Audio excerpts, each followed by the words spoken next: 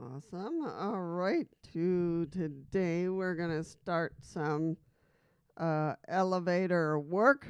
And so I'm going to do checking for April. We're going to work on 13, then 15, 20, and 22.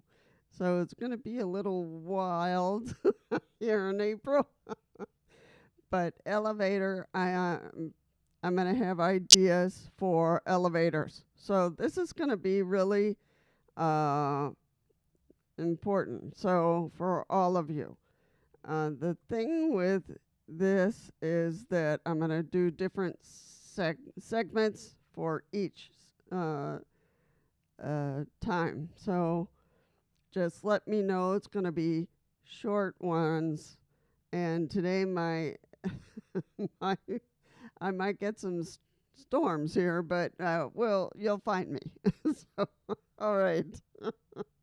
So wheelchair user, this is going to be how to ride in an elevator with confidence, okay? So that's going to be the first one.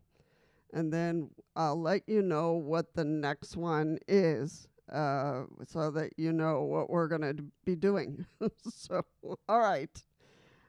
Most people don't think twice about elevators, but as a wheelchair user, there's a right way to do it, and it'll work you.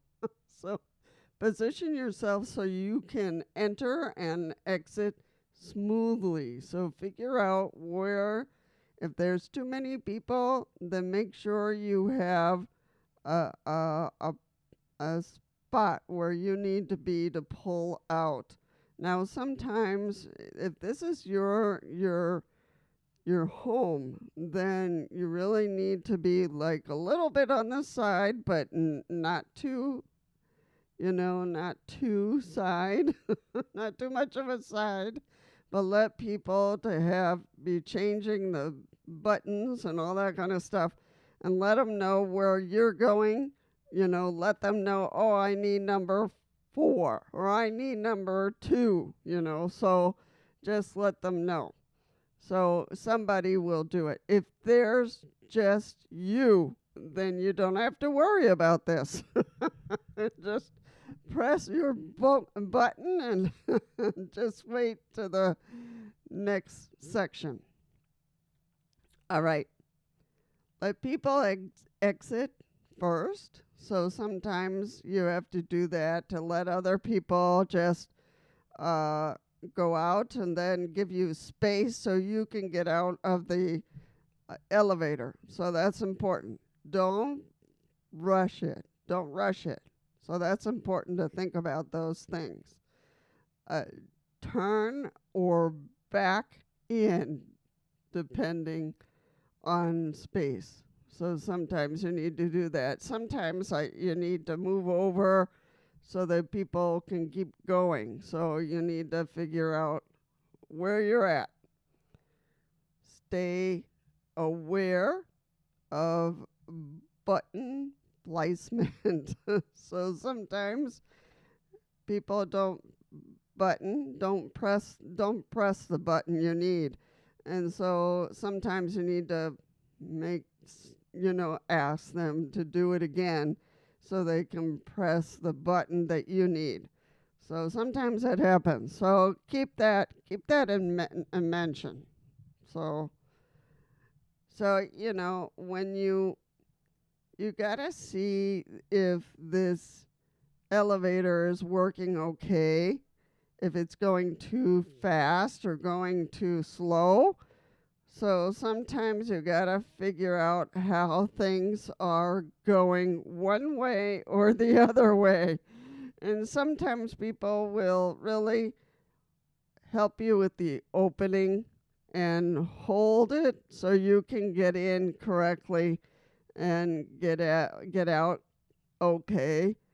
And for people not to make, a spot where for their people, for you not to get out or not able to get in because there's a person in there.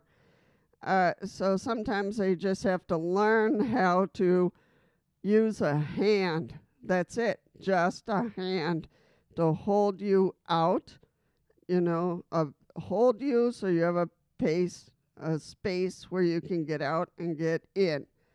And so not people standing there in the door.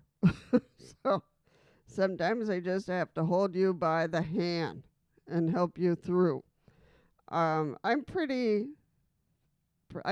fast because I have a power wheelchair, so that's a little different. So if a door opens, then I pretty much move pretty quickly and get out where I need to go. But when you're a manual wheelchair user, sometimes you really need to have that space. So people need to hold the door out so that you can get through. So that is helpful. And that depends on if you live or if you are at a doctor's place. Sometimes can be a little bit small. Sometimes it can be pretty big elevator. So if it's a big elevator, usually they have, all kinds of different ways. People sometimes pick up too many people, so then you have to figure out. The other day I was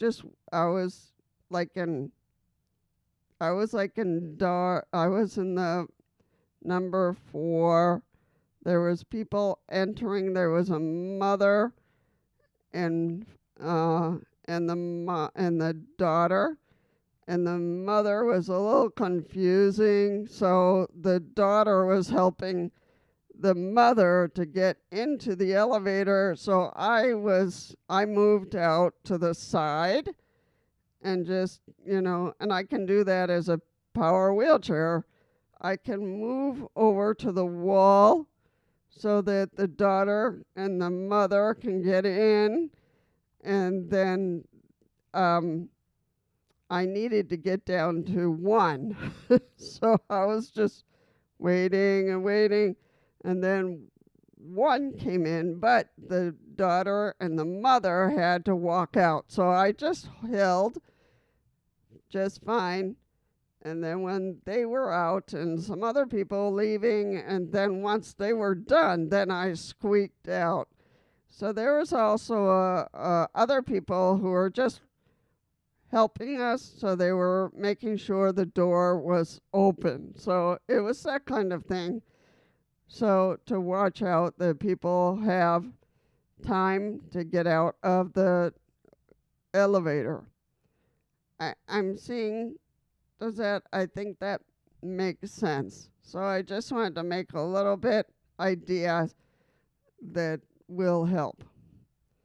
It's not about being fast. So none of it should be fast, because people are going and coming, and so sometimes you have to figure out. And sometimes when I'm going to the doctors, when I'm using for the doctors, then that's what is, I really need to be careful. If there's too many people going in, then I just wait. I just wait for them to finish. I have them close because then I want more space in the next elevator. So sometimes I do that when they get too many people, then I just wait for the next elevator. That's kind of what I've been doing. Again, if there's too many, then I wait for the next elevator. Or wait for the elevator to come back. I'm hoping that idea helps. So it's not about being fast.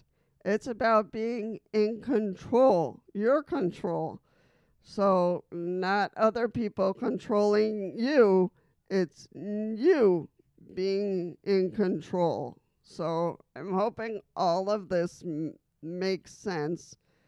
If you have some ideas about this and that helps you, then for this one, we're going to talk about those things. But in next time, we're going to talk about how to handle them people yourself. So, this is elevator problems. Here's how to handle them yourself. So there's going to be situations that I'm going to talk about in the next one. So talk about that. So follow the more real wheelchair tips, and we're going to talk about that next time. All right. Take care, everyone. And I hopefully my my phones and the everything else doesn't get go to pieces. We're waiting for the storm, so hopefully it'll be later. All right, take care, everyone, and I'll see you for the next elevator. Take care.